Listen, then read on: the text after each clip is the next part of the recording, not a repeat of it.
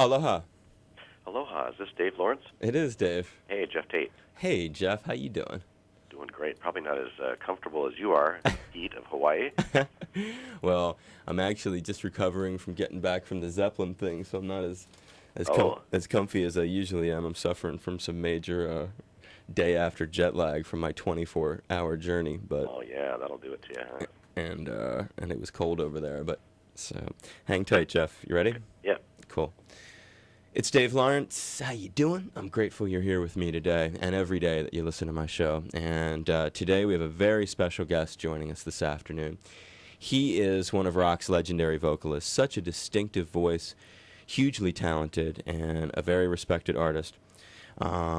Truly a gifted performer and songwriter who I have never had the chance to speak with before. And so this is a true honor. I've sort of grown up with his music, as you may have. Most recently, his incredible band released the extremely well-done cover CD, which we supported, Take Cover, featuring their stunning versions of Welcome to the Machine, For the Love of Money, Almost Cut My Hair, and many other diverse classics. They also recently released Sign of the Times, a great best-of, Mind Crime at the Moor, a live version of their epic concept albums, Operation Mindcrime and Operation Mindcrime 2. And they appear on Monster Ballads Christmas, perfect for the holidays with their cover of White Christmas. It is a great thrill to welcome to my show a wonderful artist, a very down-to-earth person, someone I've admired for many, many years, from Queensryche, their vocalist, Geoff Tate. Aloha, Brother Jeff. Hey, Dave, what an introduction. Ah, well, you're worthy of it. Big mahalo, dude. Very kind of you.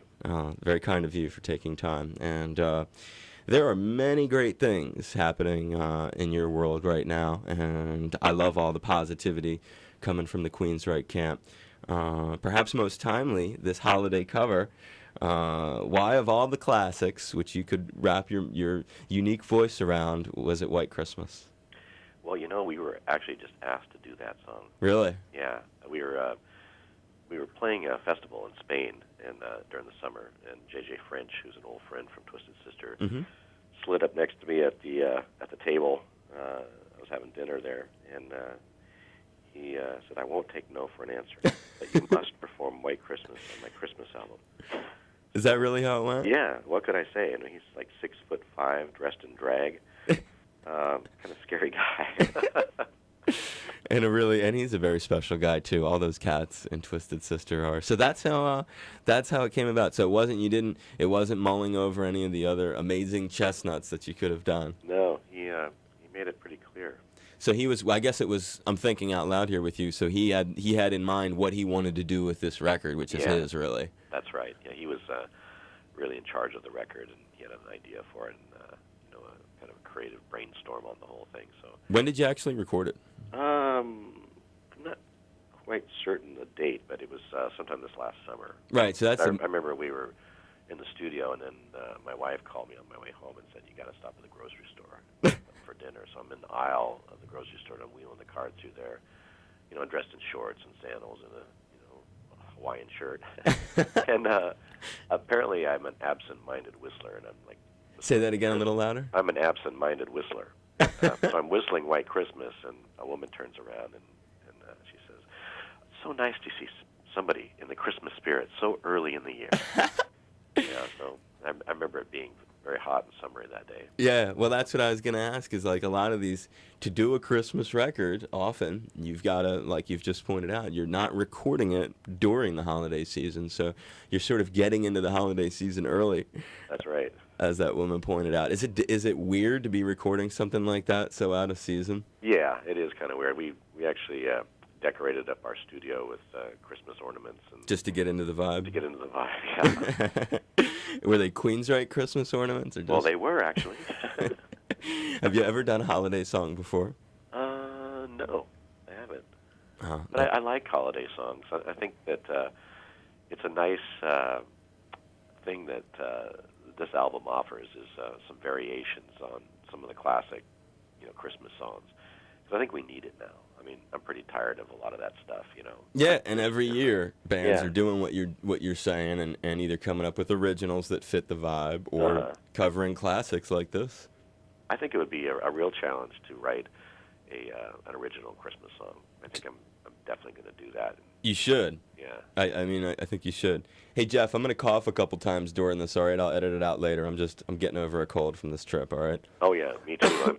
I'm sick as a dog right now. Yeah, so cool. Well, then you can cough, too. Just give me a little warning when you're done. Okay.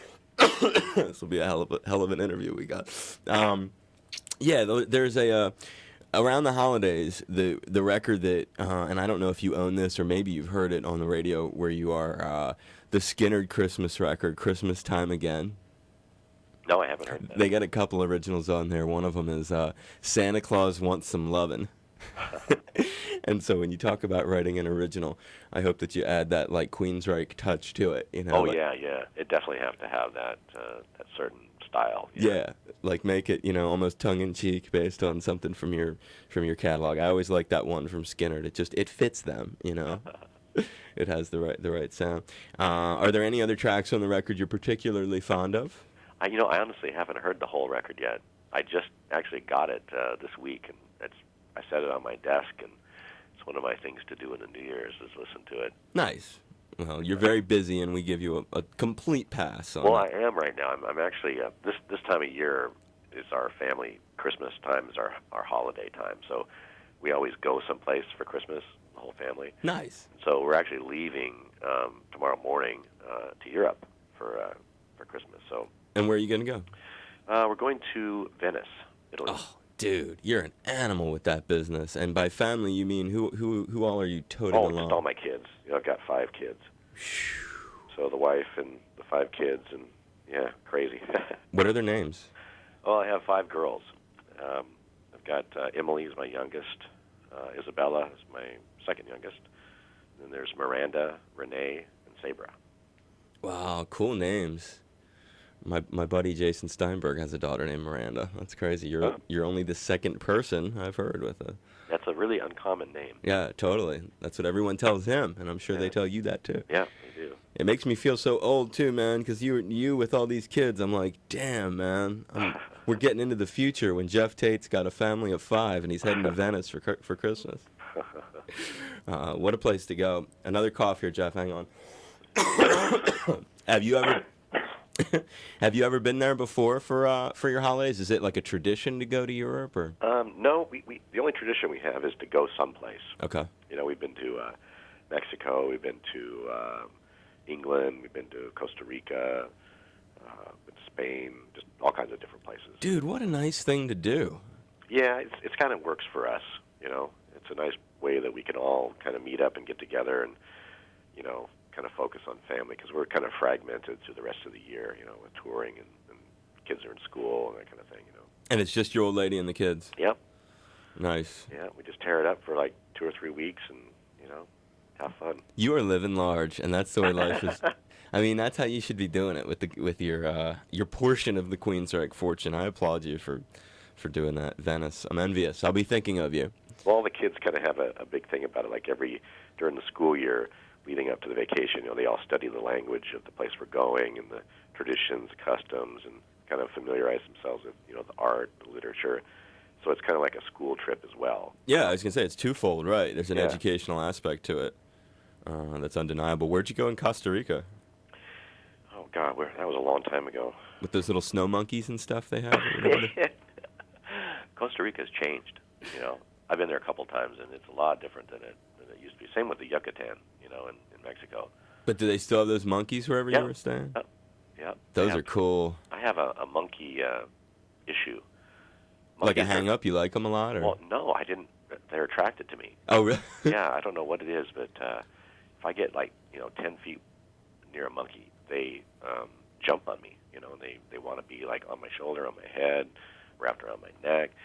I don't know what it is, but. Well, it's because Operation Mindcrime was really big with the primates, I understand. I guess so. So do you have outrageous pictures of you with monkeys and stuff? Yes, unfortunately. Some a little too close for comfort. Yes. I can tell. And this has really ended up being a year of covers for the band with Take Cover. Such an eclectic song selection. A lot of the time when bands do these things, they're pretty straight up with the rock material, but you step out of that. How did it, and I'll focus on a couple of those tunes, but how did you guys as a group decide on what to include? Well, that was the toughest thing. to do is to figure out what to do, because there's so many great songs. And we all are, huge music fans, and all of our record collections are pretty vast. So we were kind of spinning our wheels, just unable to decide which ones we should use. So we came up with this plan that everybody would pick 2 songs. No questions asked. Those are the songs that we did. If you picked them, we were doing them. And the only rule was is that you had to have an arrangement idea for it, something different than the original, or some plan that you could take it into a different place, So that really made it a lot easier, because you were forced to perform this song. And for me, a lot of the songs I was really unfamiliar with, So it was kind of scary, kind of challenging, very rewarding to be exposed to what my bandmates, loved, the music that they loved. Like the Queen song, Innuendo, I had never heard the song. And Michael Wilton brought that in, and he was telling me all about it. He was a huge Queen fan, and he was telling me that Freddie Mercury wrote that song, one of the last songs he wrote, before he passed away. Right. And he sang it in the studio from a wheelchair because he was too weak to stand up. And the song is a very philosophical look upon one's life, from a man who's on death's door. And man, what an emotional ride it is, thinking about that, while you're singing the song. It really put me in a different place, to appreciate it, No, absolutely, and that's very cool that people, you almost, I would guess, got to learn a little bit more about your bandmates through the Exactly. songs. Yeah, that was what my point I was skating around, was that you really learn, what the guys like and what they don't like, and what moves them. And I think it was one of an experience I think we all really connected on, that was actually really fun to do, and a nice break from, writing our own music, which, we tend to write in a very serious vein, most of the time. Absolutely. And this was kind of a break from that, and just us just having fun. I think it's smashing you got the OJs on there. Whose idea was that? That was Eddie, our bass player. He loved that bass riff. And then the funny thing was that we stole the bass riff from him and made it a guitar line. That's a great tune, and the original is so psychedelic and stuff too. Yeah, and I got to play saxophone on it, which was fun. I like throwing down on the sax when I can. Yeah, no, that's a hot one. Man, we're a wreck here. And especially for me, that one, because I grew up in the Philly area. So being the Philly area boy, catching some OJs on the Queensryche record, it's like, this is happening. I'm thinking perhaps an entire Funkadelic cover CD might be in order eventually. Boy, wouldn't that be a challenge? Did you ever get into them when you were young?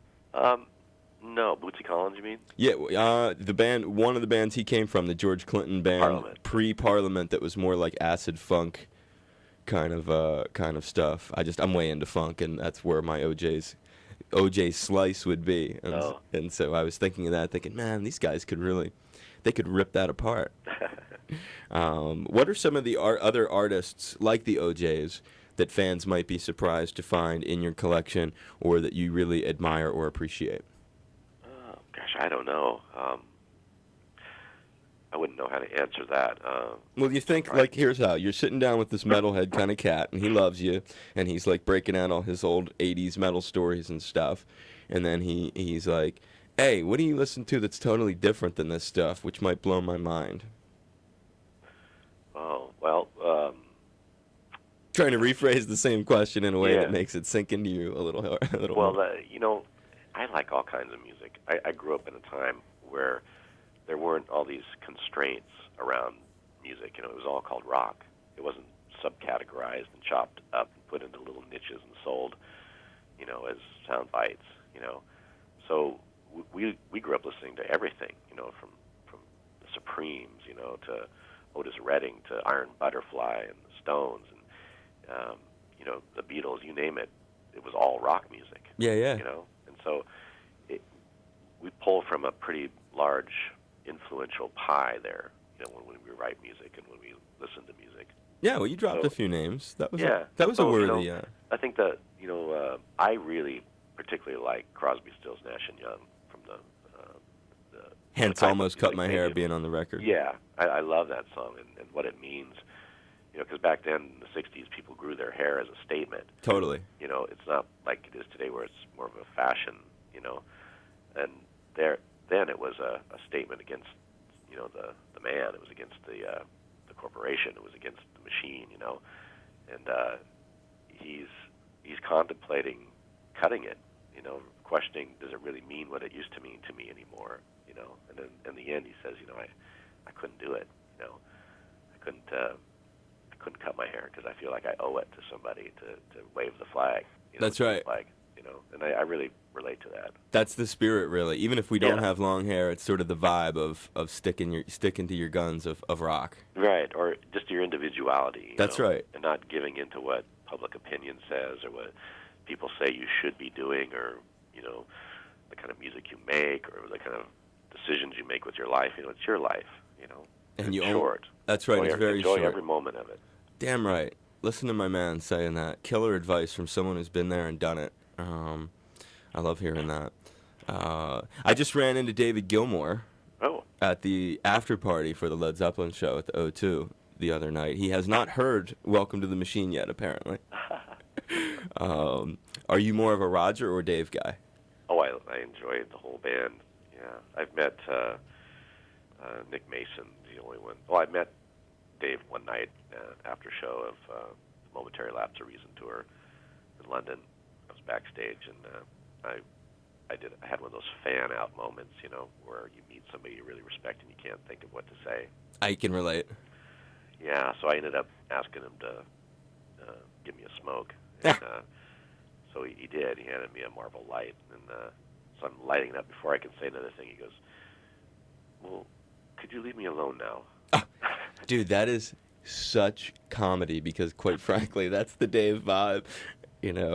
That's sort of how he was at the after party the other night. He was there by himself, and by himself too, just sitting there in the corner, all by himself. So I thought, well, he's not like being taken up with anybody, so I'll just kind of walk over there. But I didn't even have a chance to say anything interesting before he could say, "Please leave me alone." Yeah, very Garbo-like, I want to be alone. Dude, that's wild. Our experiences are very similar with him. He was at this huge party, totally alone, and wanting to stay alone. Yeah, comfortable with that, I guess. I guess he is, and I'm thinking to myself, Dave, what are you doing here at this festive after-show party, seeming so serious and by yourself, kind of like you're just cruising?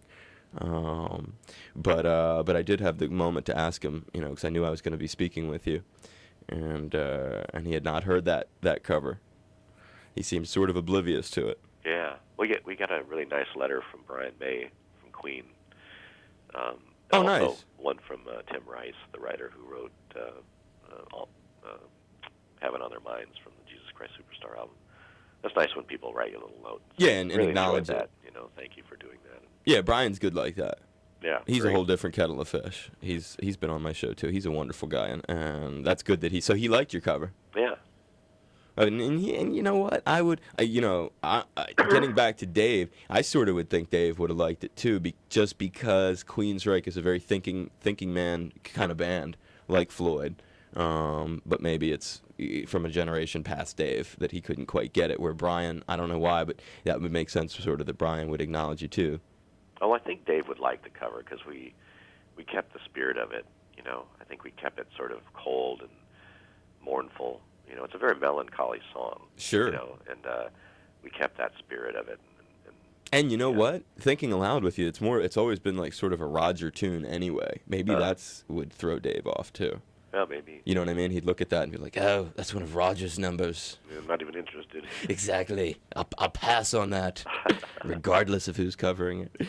And so after so many years, what led you to come up with a second Operation Mindcrime?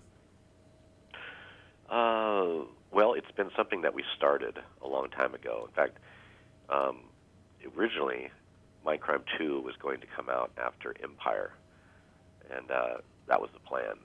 But after the Empire album, we were just in no shape to jump into Mindcrime again. It was a different time, for the band, and we were really affected by our experience with Empire, and we wanted to write an album about that experience, which became Promised Land, you know. Mm. So the timing was just wrong for it. So it sat there on the back burner for years, you know, waiting to be completed, you know. And all of a sudden, you know, looking at it again and reading over the you know, the outline for it, it seemed like, wow, it was all clicking, for me at least, you know. So when I brought the idea back to the band, you know, they were all very interested in re-exploring it and finally finishing it up, you know. It's something that kind of eats at you. I bet. Especially after having made that first one so many years ago. We're coming up on 20 years next year. I was just a little kid when it came out. And what an impact it had on me. I used to burn that thing out in my car. Play it all the time, the first one. So, and it left you sort of thinking that someday maybe you guys would do another kind of concept like that. Just because you did it so well. And you did it so early in your career, too.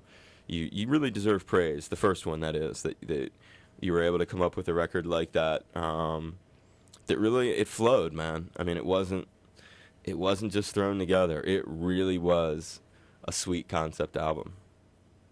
Well, it was something that we'd wanted to do, you know, something that was very important to us to work with a complete story. You know, up until that time, the first two records were, you know, theme-oriented, but we didn't really tackle a full blown story yet. Right. You know. Right. So, it just, we were, you know, in the right place at the right time, and we had the story, and everybody's head was in the right place. And that's the funny thing about being in a band is, you know, you can always have the best intentions to do something, but if everybody's not there with you, it just doesn't happen, you know. But when people are interested, there's this energy that starts happening, and things become effortless because everybody's moving in that general direction. Everybody's head's there. They want to be there. If somebody doesn't, then the whole thing just kind of drags to a halt and nothing gets done, you know. So it's, you guys really are a team in so many ways. Just like a ball team, you know, you depend on each other to do what it is you do, and you know, to be there and be consistent and all those things, you know. Getting Halford and Ronnie James Dio on number 2, is that like a personal hero situation for you? Oh, yeah. Well, you know, Ronnie, he is really a great guy, and he was very important with the beginning of the band. Starting out, you know, we would meet in coffee shops and reference, you know, Heaven and Hell and the Mob Rules, and wanting to make music like that, you know, first starting out. And then when we started making music like that, we got asked to go out on tour with Ronnie's solo band, and he was the first headliner that we toured with. Really? Yeah, in North America and in Europe. On Holy Diver? Yeah, and he really showed us, you know, what touring was about, exposed us to it, and was really a real gentleman. You know, in fact, it kind of ruined it for the rest of my life and most of my experiences with other bands. You know, his idea was, you know, he would come down to the dressing room with his old band, and we'd all meet and shake hands and welcome to the tour, and he'd have cocktails for everybody, and we'd sort of sit and get to know each other, and then go about our business, you know. And that never happened again. I know. I thought, oh, this is very civilized, you know, very gentlemanly, you know. I was just going to finish your sentence and say, and that never happened again. It never happened again. That's just not one of those. Sometimes you'd go the entire tour, you know, 6-9 months, and never see or talk to anybody in the headlining band, you know. Yeah, it's a crazy world, and there are a lot of cold encounters like that, without a doubt. And how about Brother Rob? Well, Halford wasn't on the record. He just did. What did he do with it? Well, nothing. No, he wasn't on it. What was it? I thought he did like a. What was the thing that he did? He didn't do something with you guys with that, or do something live with you with it. No. Wonder how I got thinking that Rob had done something with you. I don't know. It's hard to keep it all in check. But just Ronnie. Yeah. He's the only guest on that second one. He is. Yeah. And then he played it live with you just once. The recording of the live at the Moore. Yeah. Yeah, I'm there with you. I still remember one of my Queensryche experiences, the fall of 1991, and it was the most frustrating night. You guys were at the Boston Garden and doing Mindcrime Live, one of the last times or something you were doing it. and the show was so sold out, and we were outside trying to get tickets. I used to live there for a long time, and it was impossible. There weren't even scalpers outside with tickets to that thing. It was like the toughest ticket in town. Do you have fond memories of that tour in particular? Gosh, it's unfortunate, but I don't have many memories from the past. They all kind of blend into one. I'm not quite sure where one ends and one begins. I'm actually starting to write stuff down now before I forget it. That's important. I hope to God that I'm not one of those Alzheimer's victims. You know? Ah, me too. I'm sure everyone listening. Yeah. Plus, my grandmother has that, and just visited her recently, and what a demoralizing way to end your life. You know, I mean, she's completely strong, and she's in her 90s. You know, but her mind is gone, and she's completely, does not know where reality is or where non-reality is or anything. You know, it's so awful, and I sure hope I don't go that way. Ah, man, I'm with you. My mom has MS, and I can relate. It's Oh, that's a terrible one too. Yeah, man, definitely. It's very humbling and makes you appreciate a lot of little things that other people take for granted. I'm sure. Yeah. I'm sure you're right there with it. And I got shut out of a variety of shows. That wasn't, unfortunately, my only time getting shut out of a great Queensryche tour. Another time that I remember really well was when it was Metallica. Didn't you do a thing with them? Yeah. Late 80s. Yep. I remember Philly Spectrum. Sold out again. Another impossible ticket. You ended up doing a lot of tours where it was like your group was on with other big, like they were the happening tours of the time. Now that you said that Dio tour came before, that was your first national one, I guess the one with Sammy for VOA came not long after that Ronnie tour. Yeah. It was Sammy, Crocus, and Queensryche. Yeah, boy, I remember what year that was. 84, 83, something like that, when Sammy did the VOA tour. You know what's going to count, not just for, for your own benefit. You should start writing the stuff down for your book, bro. Yeah.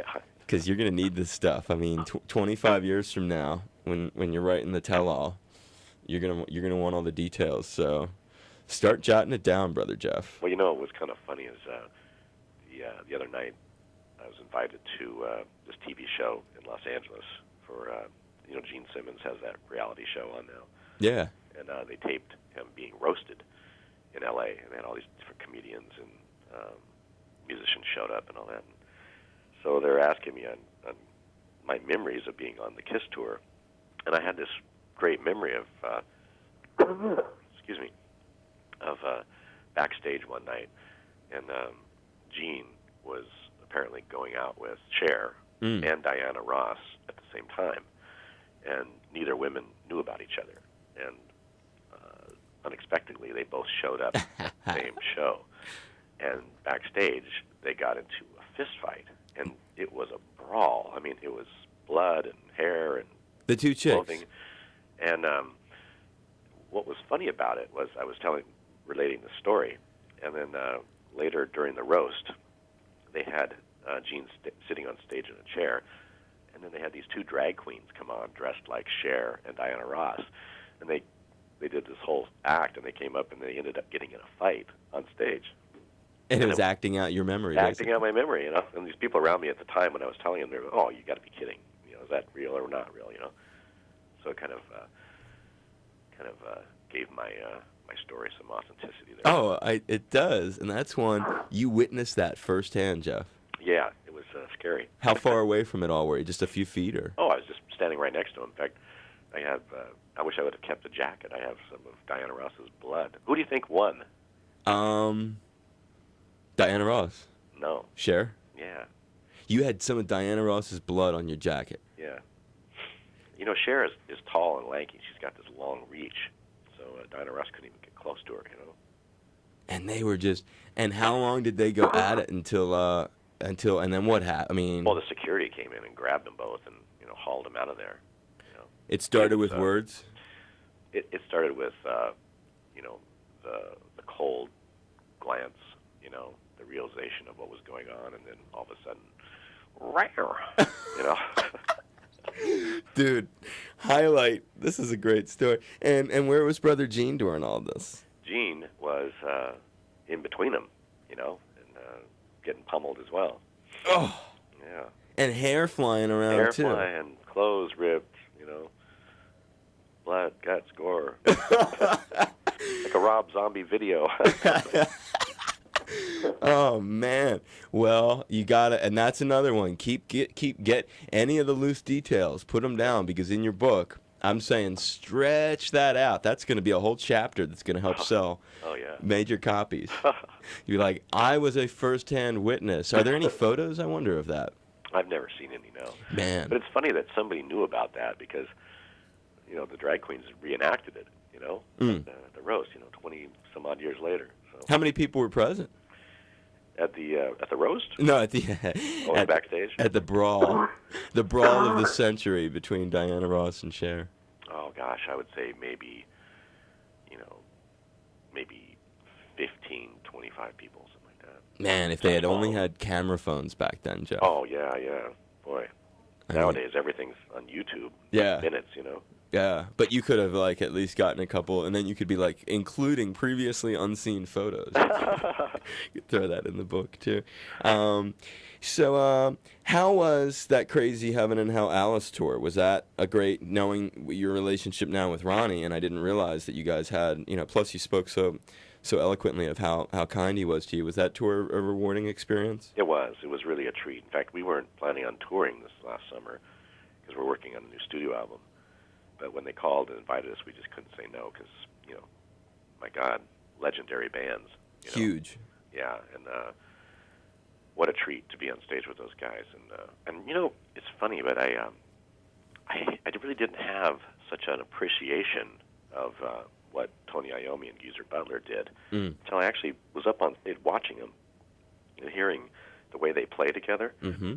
They've got this really unique way of playing that I've never heard anybody do, where they bend notes out of tune and back into tune simultaneously. And it's not even like they are thinking about it or planning it. It's just something they do. They've been playing together so long. It's bizarre. I wonder if it's that Django Reinhardt influence on Tony. I don't know, but it has a real unique way of making the sound that they produce real fat, and real big, and also kind of unnerving. Ominous, right? Yeah, very ominous. Yeah. Yeah, I was gonna say. Yeah, they're very special cats, both of those guys. And I never caught that, watching from an audience standpoint, until I was up actually on the stage and listening to them close, Yet you were so influenced and mentioned two post-Ozzy records, Heaven and Hell and Mob Rules, which are, which would make sense that Queensryche would be influenced by that. Just because, especially when you think of Mob Rules, the sound of that record doesn't seem like a stretch that would have influenced you. That's cool that you got something out of it. How about Brother Alice? Was he cool to be around? Oh yeah, Alice was always great. Always treats us really well, and big fan of what he does. In fact, he was the first concert I ever saw. Was Alice? Yeah, the $1 Billion Babies tour. I thought, wow, so this is what a rock concert is. What a hell of an introduction to stuff too, man. That's a great one. And you have how big of a Led Zeppelin fan are you? A great respect for the band. Let's see. I wouldn't say that I'm a huge fan of what they do, but there were certain elements of some of the songs they did I really liked a lot. Chris, our former guitar player, was a huge Jimmy Page fan. Did he go to the thing? I don't know. I haven't talked to him. Hey, I'm just thinking next year maybe you can grab a date or two on that enormous tour that's going to go out. There was a funny moment years ago in London. We were doing pre-production for the Warning album, and we were getting ready to leave for the day back to the hotel, and ran into Jimmy Page in the foyer of the rehearsal hall, and he was real personable, really nice guy. And then we had taxis waiting outside, so we went to jump in the taxis, and there's no Chris. Where'd he go? So I went in to look for him, couldn't find him anywhere, looked everywhere. Finally found him in the bathroom with Jimmy Page.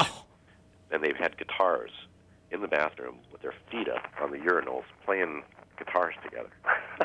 Amazing. Yeah, bizarre. And a great moment for him, huh? I don't know how that happened, but it was. I wish I had a camera. You know.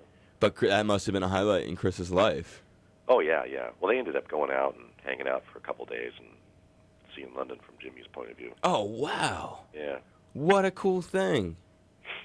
That's awesome. When I was there, I saw an ad for your upcoming show that you're doing over there or whatever. Yeah. It's like, is it next summer? And they already are selling it or something? Yeah, June, I think. Yeah, right. They put stuff on sale early over there. Yeah, that's getting to be a trend, worldwide now. And they got Jack Johnson on sale for July in Hyde Park already. Yep. I'm like, man, that's outrageous. So what kind of experience do you have here in Hawaii? I've only been to Hawaii once. And how long ago was that? That was several years ago. Just to hang? Yeah, just a vacation. Where'd you go? Kona. Big Island. Yeah, we love it. That's the place I've ever been, but I really enjoyed it. I'd like to go back. Well, I got to tell you, if you come back, make sure you let me know if you want to come and play out here. I know there are a lot of people who really appreciate your music. And oh, cool. I'm constantly getting calls for Queensryche, and it wouldn't. If you pick the right venue, you do the right timing, you get the right people to promote it. Maybe our friends at On Stage Hawaii, which is a good organization that promotes shows.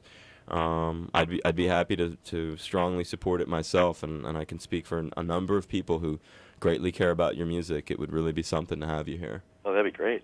Yeah, we'd love to. Well, yeah, our biggest challenge anywhere, is getting a promoter to bring us in, and we've been fairly fortunate in our career. We travel and tour in 26 different countries, so that kind of keeps us fairly busy. But yeah. Hawaii is one place that we've never actually played. Well, that's why I mentioned that promoter thing, actually, because I know just what you're saying. It's very difficult. In fact, it's the only state that we've never played in. We've got to change that, brother. I think so. Come on, Jeff. We got to get you out here.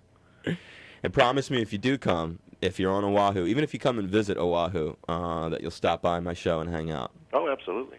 As a final thought, I encourage folks to stay in touch with you at Queensryche.com. Is there a better place, or would you recommend that like me? Oh, that has, everything that they would possibly want to know. Yeah. Awesome. Folks can go there for information. They can look for Queensryche on Monster Ballads Christmas, the new Tate cover CD. And Geoff Tate of Queensryche, an amazing performer, and you've been a fantastic guest. I hope you've enjoyed this as much as me. Oh, very much. Thanks, Dave, for having me on. I appreciate it, man. You're a solid brother, and I wish you only good things. All right, well, thank you. Aloha, this is Geoff Tate from Queensryche, and you're listening to the only show that matters with my friend Dave Lawrence. Hi, this is, let me start that again. Aloha, this is Geoff Tate from Queensryche, and we're celebrating my friend Dave Lawrence's favorite time of day. Happy 420, Brother Dave.